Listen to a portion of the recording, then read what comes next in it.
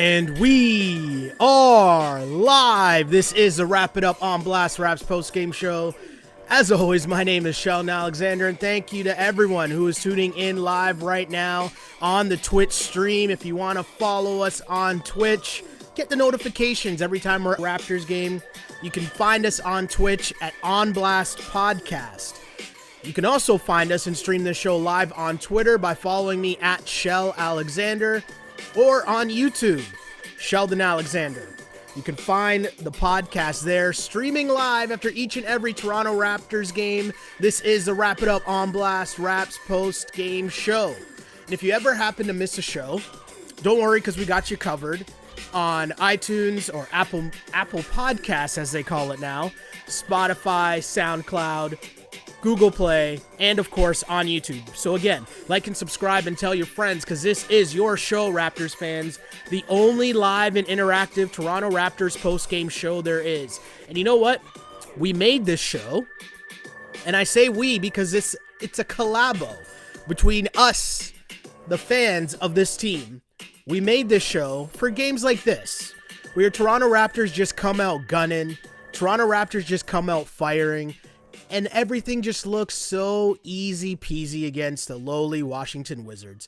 And I'm going to be very honest, because the Wizards are trash. And I was wrong. I thought the Wizards would be a decent team at the start of the year. I can admit when I am wrong. And I was way wrong about the Wizards, and they are not a good team at all. As the Raptors take care of business in this one, 137-115. The Raptors have now won 8 straight games in a row against the Washington Wizards. They continued this very, very tough road trip, and the Raptors currently sit 4-1 on the road trip. And if you think about it, their only loss was on the second night of a back-to-back, the tough game in Atlanta on that second night of a back-to-back, because you're flying from New York to Atlanta to play said back-to-back. That's the only loss the Raptors have on this trip. Overall, they've lost 5 of 6 games and now sit at a record of 12-13.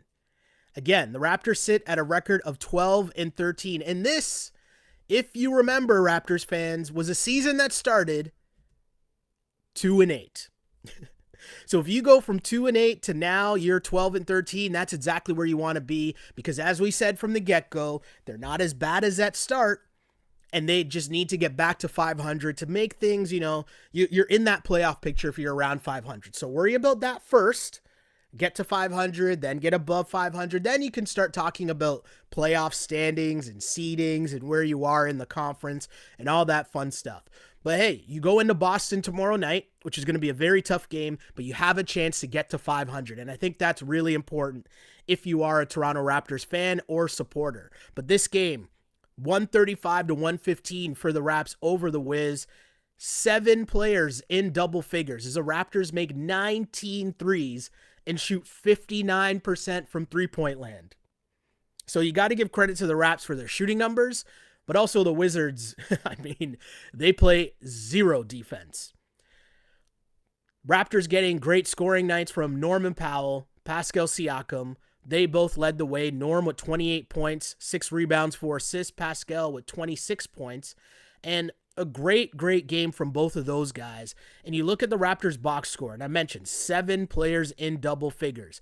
You still got 4 of your 5 starters there as well, as Freddie even had 14. Kyle at 21. Kyle had the easiest 21. He looked in chill mode. He was just pacing himself throughout that whole game, hitting a big 3 when he needed to. He was going for the kill shot 3s at the end. A nice, calm, and cool night from Kyle Lowry. But check out the numbers here from 3. As mentioned, 59% from 3. Raptors were 19 of 32. Let's go through this here. Pascal Siakam, 3 of 4 from 3. Kyle Lowry, 5 of 8 from 3. Norman Powell, 3 of 4 from 3. Freddie, 2 of 5 from 3. You go to your bench, Bembry, who, if you follow the pod or you follow me on Twitter, you know I've been screaming more Bembry minutes is a good thing, even when OG comes back.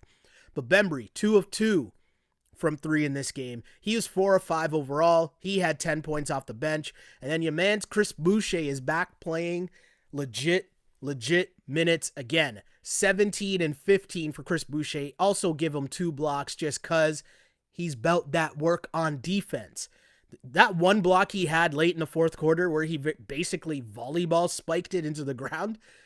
Incredible play from Boucher. It's great to see him playing well yet again. And of course, that begs the question, well, what do you do when OG comes back?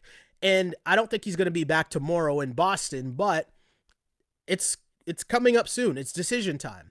And the weird thing about this game was the Raptors were playing against the aforementioned Wizards, to which my first reaction was, hold up.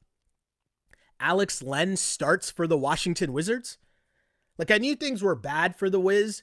I didn't realize it was that bad. And they're missing Thomas Bryant, who suffered a horrific injury, and he's out for a while. So I get it. They're thin up front. So Alex Len goes from getting cut from the Raptors to starting on the Wiz. And, I mean, at least early, my guy looked like he was out for a revenge tour, right? He was putting in work. That Baines versus Len matchup was everything it was chalked up to be and more. And I'm only half joking because those guys were going at each other early. But Alex Len being gone, Baines continuing to, not really be that good for the Raps. He was okay in this game. But overall, he's not your starting center. So what do you do going forward when OG comes back? That to me is a big question because, again, Norman Powell continues to ball out, and what Norm has done, getting 20 points or more in 8 of his last 9 games, and a lot of those games have happened with OG out of the lineup, so Norm's gotten it going, the thing you've been waiting for since the start of the year. So what do you do now? I want to know from you guys. I want to know from the fans, and I just realized that I didn't even hit record on the Instagram feed. Sorry to my Instagram peeps. They're probably waiting and wondering what's been going on. I'm sorry, Instagram. My bad. I'll apologize to them once they start filtering in. But what do you do at Norm? I'm going to ask everyone in the chat that question, whether you're on Twitter or YouTube or Instagram. Let me know what you think. What should the Raptors really do when when OG Anunoby comes back? Should Norman Powell head to the bench? Should Norman Powell stay in the starting lineup? Big decisions for Nick Nurse. And I honestly think you should, I understand there will be matchups where, you're going against Embiid. You probably need to start a center there. But a lot of other games, I don't know if you need to start a center, and you might be better off going small because that is your best lineup. And if with Norm you find out, or you come to realize that you think this might be a mental thing with him in terms of he just plays better mentally when he's starting, and for whatever reason that's how he plays well and helps your team, then you got to consider starting him. You got to consider just going small, playing Pascal at the 5, OG at the 4, and then Norm, Kyle, and Fred. Now, your bench is really thin, but hey, that's your bench right now. So it's a very tough thing to try to figure out, and tough thing to navigate if you're Nick Nurse as well. And I don't really know the answer. It's a tough one because I get it. There's going to be tough matchups where you need a big guy, and there's going to be others where you don't. But you also don't want, do you want to be in a position where even if you're playing Miami, now you're forcing Pascal to have to play against Bam and then play defense? And then play offense and get you 20 points? That's where things become really tough. So, again, if you're on Instagram, Instagram people, sorry, I know I'm late with the feed, but if you want, go to YouTube or Facebook or Twitter, and you get the full feed of the podcast. I'll put the link in the bio on for all you guys that are on Instagram. But send me your comments and questions because I really want to know what people think. Should the move be to get OG Anunoby, put him in the starting lineup with Norman Powell, and just go small? And Nick Nurse, the key here for the Raptors, I think, is the fact that Nick Nurse has proven, one of the things he's proven a lot is the fact that he can make adjustments on the fly. So maybe he doesn't have to make an actual call in terms of this is my starting lineup, and he'll just make the starting lineup to depend upon who the Raptors are playing against. If you go back to the very beginning of season 1 of Nick Nurse's tenure as Raptors coach, that's exactly what he did with JV and Serge. He played the matchups. He looked at who the other team was, and he adjusted accordingly in terms of who would start between JV and Serge. And if you remember, things went pretty well for the Raptors when he did that. So you got to give him a lot of credit in that sense and trust in the fact that he'll figure it out again. So huge shouts to the Raptors again as they win this game. Massive, massive, massive, massive win. 137 to 115. Again, Raptors improved to 12-13 as they try to get back to 500 tomorrow night against the Boston Celtics. But if we go through this game very quickly here, I think Norm is really doing it as he lights things up as always in the first quarter. He's gotten things going. The Raptors finished with 40 points in that first quarter, and from that point, I thought it was jam done, to be honest, right from the get-go. Norm had 9 points early in this game, and 9 points and 3 assists in that first quarter. And here's a very interesting stat. Norman Powell is third in the entire NBA in first quarter scoring since January 25th, which is basically around the time where he entered the starting lineup. But again, Norman Powell, third in the NBA in first quarter scoring with 9.3 points per game.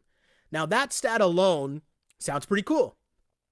But when you add in the fact that he's only behind Joel Embiid, who's an MVP candidate, and Steph Curry, who's Steph Curry, and then Norm after Norm, again, he goes Embiid, Curry, then Norm. Following Norm, it's a guy named LeBron James, and then Dame Lillard. That's a pretty interesting list for Norman Powell to be on. And if that's what's been really cooking, I don't know how you put that guy back on the bench when OG comes back. That to me is the biggest question going forward. I would keep Norm in the starting lineup and I would just play my best players and say, hey, I'm rolling out here with Siakam at the 5, OG at the 4, Norm, Fred, and Kyle, and then I'll play my bench how I'll play my bench, but this is my starting lineup because we know that's going to be the closing lineup most of the time, right? You would assume? Because Norm's scoring, he's showing you that he can get buckets, and he probably, it's tough because a lot of it's going to also depend on how OG reacts to playing at the 4, because OG was playing pretty well at the 3 when he went down with injury.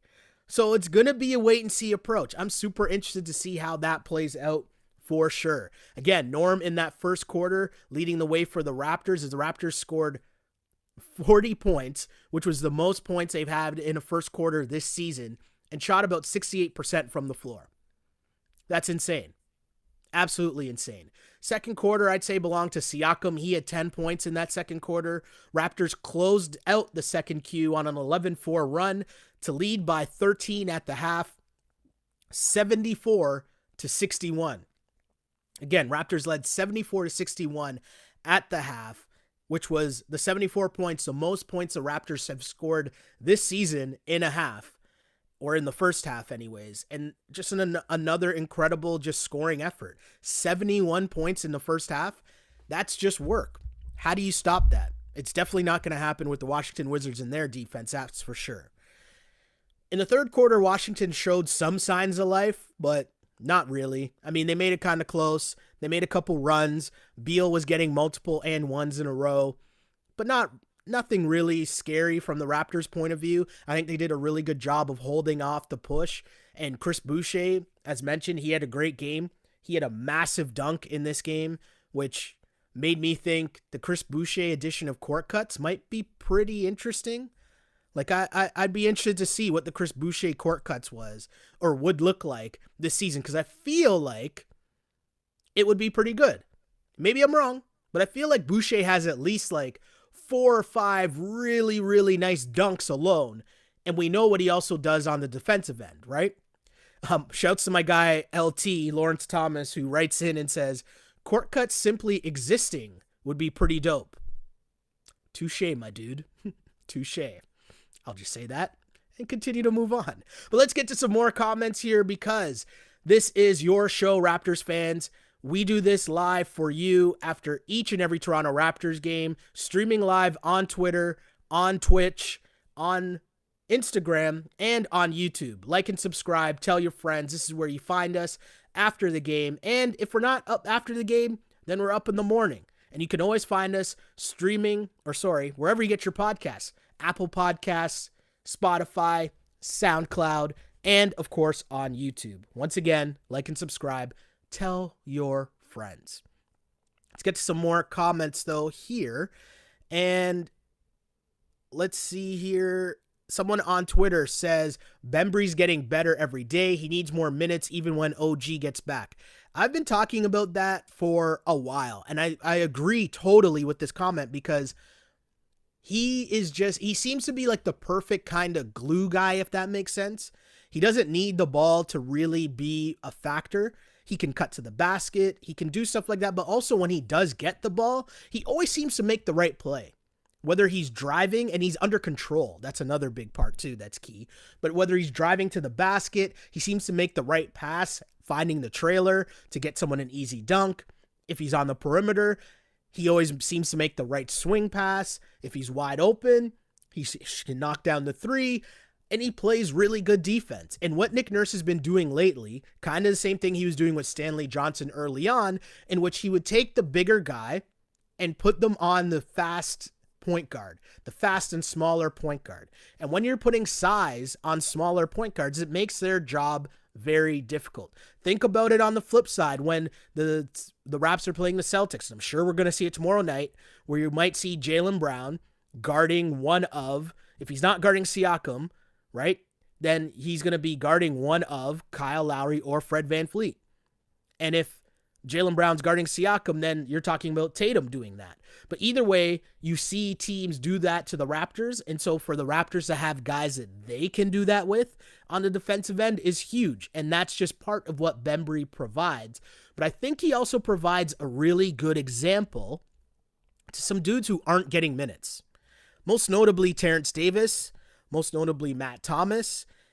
What Bembry does is he's showing you how you get minutes. And how you get minutes on this Toronto Raptors team is you play defense. And once you do that, and then you make the correct plays on offense, the simple plays on offense, Nick Nurse trusts you more. And then you'll get more and more minutes. So I really do hope that when OG comes back, that we still find time to have Bembry in the lineup, because I think he provides a lot of what winning teams need. Just, he seems like a grown-up. Like, he's always under control. He's never out of control. He plays, as Ann pops up on Instagram and says, Bembry plays with poise and confidence. He never looks shook. Totally agree with that. Totally agree with that. Another comment here says, why do you think Thomas doesn't get enough chances like Davis? I think maybe Davis shows a little more defense. Like, we know that Matt Thomas's strength isn't playing defense, and I think that's kind of why he's not in the lineup. And so maybe Nick Nurse feels like he just gets more from Terrence Davis, getting in passing lanes, getting steals. But you're right, Terrence Davis has been getting a lot of chances and not really doing much with it at all. So I wouldn't be surprised if it switches back and you start to see Matt Thomas get more minutes. But let's be honest, their minutes are being taken up by Bembry, Watanabe, and also by Stanley Johnson. Because the Raptors' perimeter and how they're playing it, that's where those guys would play. And so if those guys aren't playing, then those minutes are going to go to the guys we're seeing. Bembry, Stanley Johnson, Watanabe, who is out tonight. But you get the point, right? Those are the guys getting minutes because those are the guys that Nick Nurse can trust because to play defense. I use the example of Patrick McCaw. Everyone was always wondering, what's Nick Nurse's obsession with Patrick McCaw? It's that he knows he's going to bust his ass on defense. That's it. Plain and simple. That's how you're going to play on the Toronto Raptors. Dio's mom says, Bembry out playing TD and bringing it every night. Totally true. I totally agree with that. Another comment. Shocked at how bad Westbrook was. Sad to see two superstars just not playing well on a mediocre team. So, yeah, let's get into this. I'm a huge Russell Westbrook fan, right? Full disclosure, I think I'm wearing a Jordan Brand. Yeah, this is a Russell Westbrook Jordan Brand collection hoodie. Like, I love Russ. I'm a Russell Westbrook stan. I think Russ is, one of the most scrutinized superstars in the NBA, and I get it. So to watch him like this is rough. And it reminds me kind of watching Iverson at the end as well, because these guys who are super athletic, and that's what they rely on, when their athleticism goes, it's tough to watch. And for Russell Westbrook right now, he's just not the same player, right? Like, his thing was energy, and he was just speeding up and down the court like the Energizer Bunny. He was dunking in the lane. He was getting offensive rebounds. And you're not really seeing much of that. And all that's left that you're seeing now is poor shot selection from Russ. And that was always a part of his game, the poor shot selection. But when you mix that in with like the crazy rebound or, you know, him running full court and a dope pass or whatever, you mix all those things in, you can live with the odd bad shot. But when you're not doing all those things, it looks a lot like it looked tonight. And it's a bad look for Russell Westbrook. And this team, the Washington Wizards, this is why they're that bad. They traded away John Wall thinking that they were getting Russell Westbrook looking like the Russell Westbrook we're used to. And you look at the stats where it says 23 points, 7 assists, 6 rebounds. And if you didn't watch the game, you might think, oh, that's not a bad night. But then you look deeper and it's 9 of 19 from the floor. 19 shots to get 23 points is not a good look, right? Also, 3 of 7 from 3. I don't think Russ should be attempting 7 threes. He was never a good three-point shooter. And so 3 of 7 is probably one of the better nights for Russ from 3. But it just doesn't look good. He's not the same player that he was. And without the athleticism, it looks really rough. And it's sad to see for me because I am a Russ fan for sure. Let me see what else is going on here in the chat on Instagram, what people are saying. And of course, again, we got people on Twitch. Shouts to people on the Twitch stream. My guy Vic says, let's go, Shelly. Yes, we're up on Twitch as well. Brand new doing that as well. Maybe I'll tweet that out and be like, hey, come join us on Twitch. But, you know, just giving people different ways that they can listen to the pod, you know? So here's the thing. This Toronto Raptors team is starting to win games now, and I wonder how confident or have your expectations changed, Raptors fans, in terms of where you think the Raptors can finish now as opposed to where they started the season. That's what I want to know. And that, to me, is the most important question. Let's see here. Let me just tweet this out.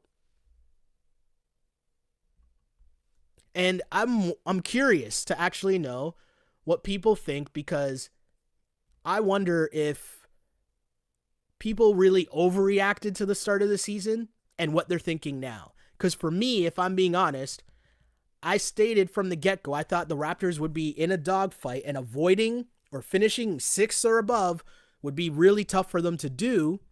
But that would be a really successful season for the Raptors. And now here we are in a position where they're back in that mix, in that playoff race, in that, you know, in that spot where you want to avoid the play-in tournament. And I know it sounds weird, but it's time where we start paying attention to that stuff, because remember, it's only a 72-game season.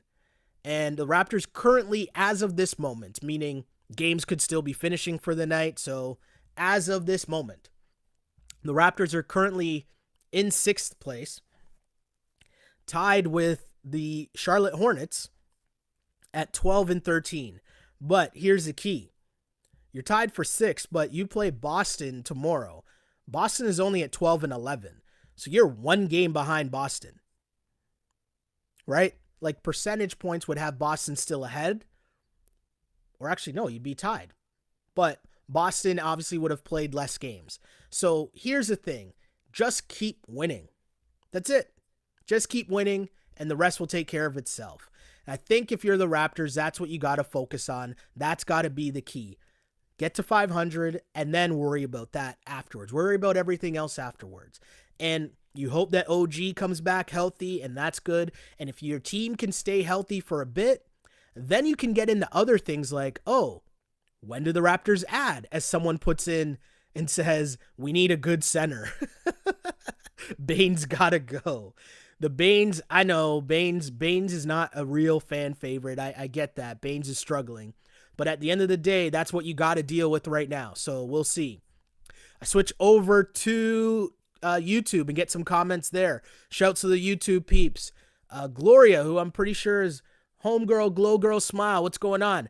Nice win. We have been doing well on the road. Yeah, Raps have been doing really well on the road because every game is a road game. Right? Think about that. Think about how crazy that is. Every game is a road game for the Toronto Raptors. I just asked about the expectations, and Ann says Eastern Conference Finals doesn't seem so far-fetched now. I mean, I'm not willing to go that far, but I appreciate the optimism now building within the fan base. Because I love it when the fan base is all fired up and hyped up and, ready to try to make a push. I think this is going to be a battle for the Raps no matter what, and it's just happy to see them playing really well as of late. K2's Garnett says this felt light, like light work, like when they were never really worried, and so they didn't put in much defensive energy. I totally agreed. There is no point in this game where I was worried and thinking that the Raptors were going to lose. Not at all. Glow Girl Smile also says, how come you're not on IG? I honestly, if you go back and listen to the start of this podcast, there's a moment where I realized that I never hit the button to start the IG feed, and that's all that happened there. It happens sometimes. I'm running a one-man operation. Sometimes things happen. I apologize. But we're here. We're talking Raps. We're talking Raptors victory, 137-115. Raptors are on a roll. That's just great news, isn't it? I'll go through some more comments here. I'll try to mix in some comments from some other folks as well, as I see there's a great conversation going on in the YouTube stream. KL says, Powell must start. Put Baines on the bench and play small ball. Totally agree with that. Gloria also says, yeah, I think Powell in the starting lineup. The bench has been decent with Bembry, Watanabe, Boucher, and stagger the starters. I totally agree. Fly Miss says, I think that's better. Play the matchups. You can't bench Norm. It fucks with the chemistry. And that's the thing. We know Norm throughout his career. If we've watched the Raptors, we know that Norm has been inconsistent throughout his entire career. We know that, right? So now if you put Norman Powell in a position where he's finally playing well starting and he's strung together a bunch of games in a row. What did I say? Seven out of his last 8 games, he's been over 20 points. Is that what I said? Go back to double check. 8 out of his last 9 games. Pardon me. Norm has been over 20 points. So if now at this point is when you're going to move him back to the bench, you're risking it. You're risking messing with the man's mojo. And I don't know if you want to do that at this point. More comments though. I got a question here. Sheldon, what do you think about the rumor of Lowry selling his Toronto home? To be really honest, I don't think that's a big deal at all. Think about it. My guy's living in Tampa. And who knows when they're coming back to Toronto or if they're going to come back to Toronto at all this season. It doesn't appear that way. Like doesn't even appear to be in the talks so far. So if they're in Tampa for the whole season and he's a free agent at the end of the year, there is a possibility that he might not move back into that house. And also, if you consider from just a real estate perspective, now would be the time that you would put your house on the market, no? I don't know. It just seems to make too much sense. I don't read into it what some people are in terms of, oh, well, this definitely he's getting traded or he doesn't want to come back or that he wants to get traded. I don't read that into it. I just think, if he's not in the house and the family's not living in the house and who knows what's going to happen in 5 months? Who knows where he's going to be? If the possibility's there and the market is right, why not? So I don't know what to read into that, but hey, there's going to be so many rumors floating around involving Kyle Lowry and involving just a lot of people in the NBA in general coming up, because the reality is, if you think about it, right? The Raptors don't leak things. So there were rumors about, people trying to link Kyle Lowry to Miami and Miami's interested. There's another rumor that said something to the effect of someone in the Raptors front office. And it's like, hold on. We know that's not true. If you watch the NBA draft, you know that's not true. The NBA draft, Woj or Shams, is tweeting out every team's pick before it happens on TV, except for the Toronto Raptors. So there's no leaks in that front office. So if there are any rumors about Kyle Lowry, I would hesitate to believe them because we know the Raptors don't leak things. That's just me. That's just my opinion. I don't know that to not be true. Like, I don't have a source telling me that Kyle Lowry's on the trading block or he's not, but that's just how I read some of these rumors. Whenever that talk flies across the internet, or you see the Instagram post with the image saying Kyle Lowry rumor or whatever, here's what I urge everybody to do, and I really hope that everybody does this, and I know some people don't, because it's a juicy rumor for certain sites to put up because it's going to get interaction or engagement, pardon me, with people liking and commenting on a post that says, Miami interested in Kyle Lowry. But just look at the source of where it's coming from.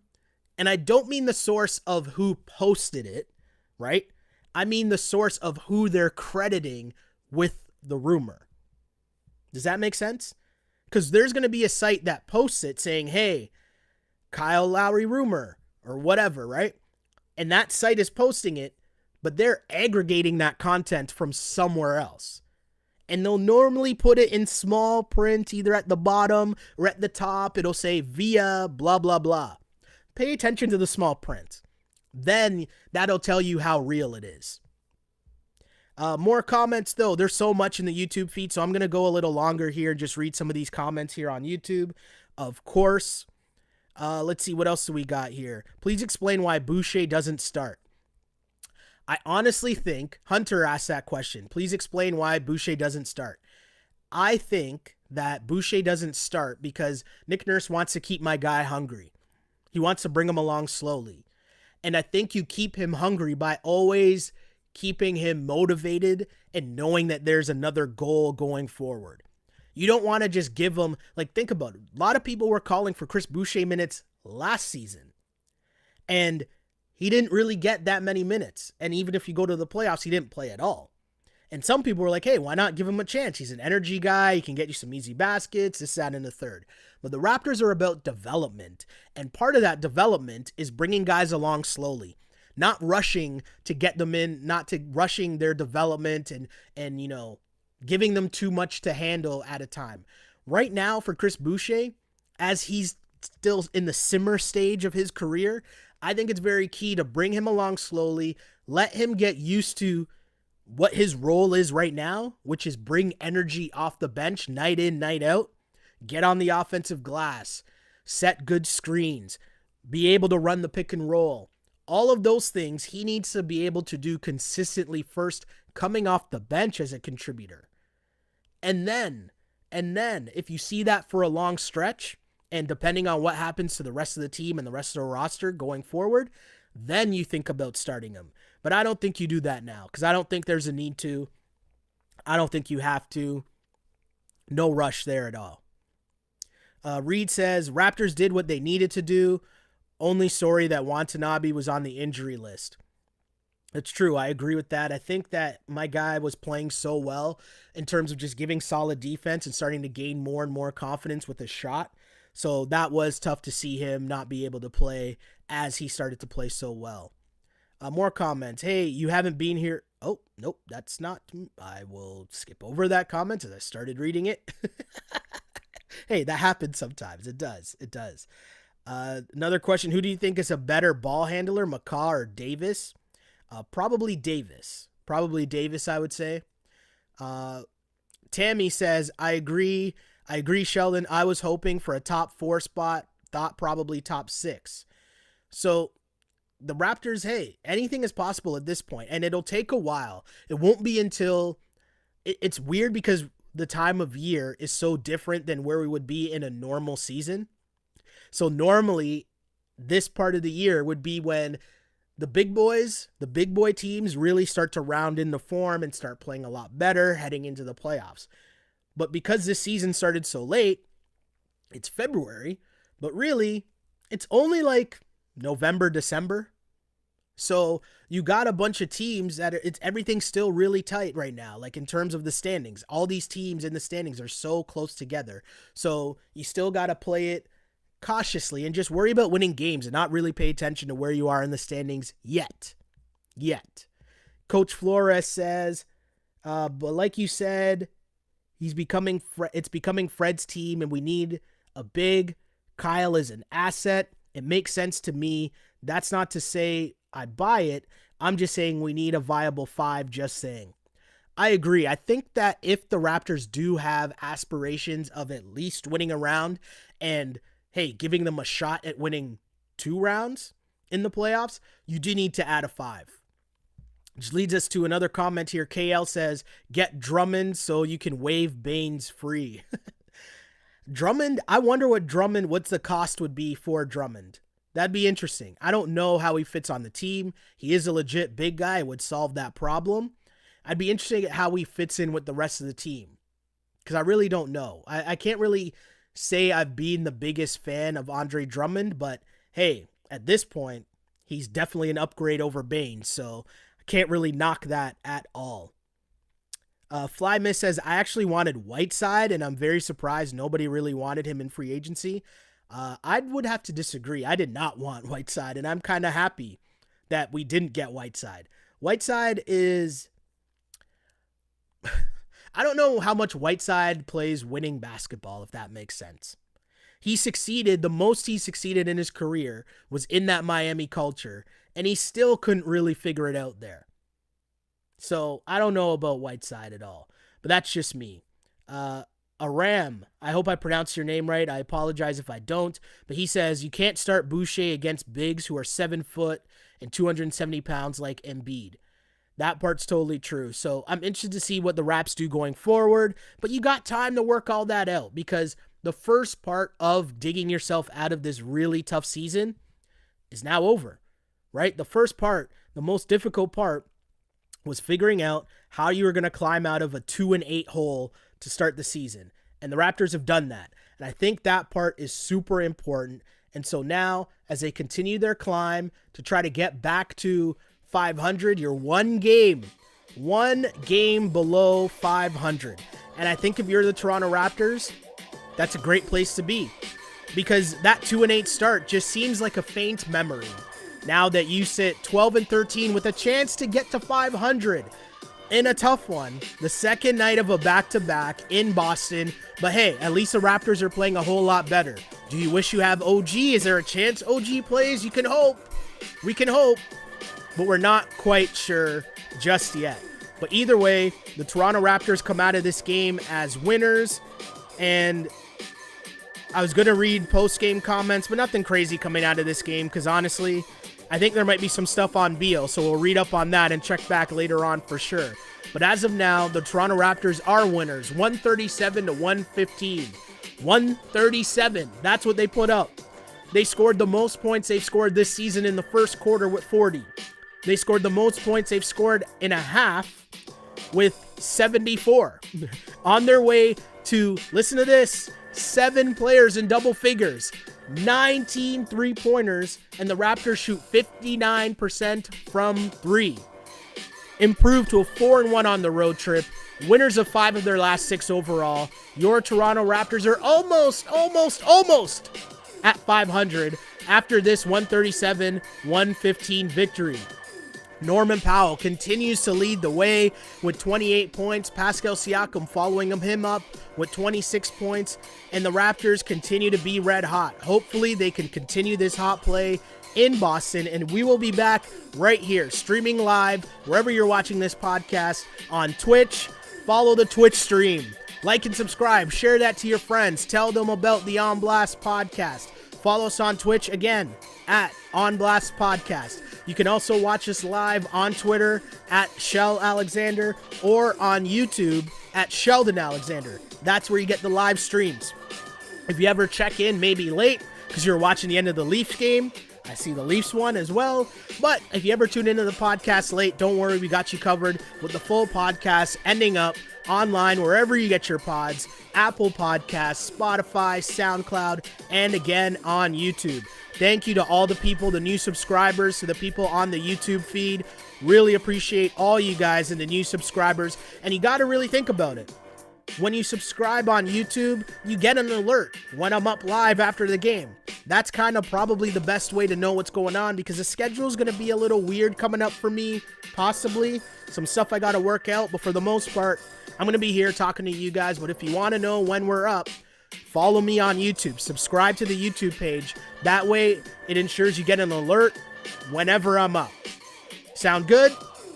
Well, I can guarantee that I'll be back tomorrow night, Thursday night, as the Raptors head to Boston in their quest to get to 500. Again, my name is Sheldon Alexander. Thank you guys for tuning in, because I really did used to pray for times like this to rhyme like this. This is the Wrap It Up on Blast Raps post-game show. As always, unpolished and unapologetic. Until next time, see ya.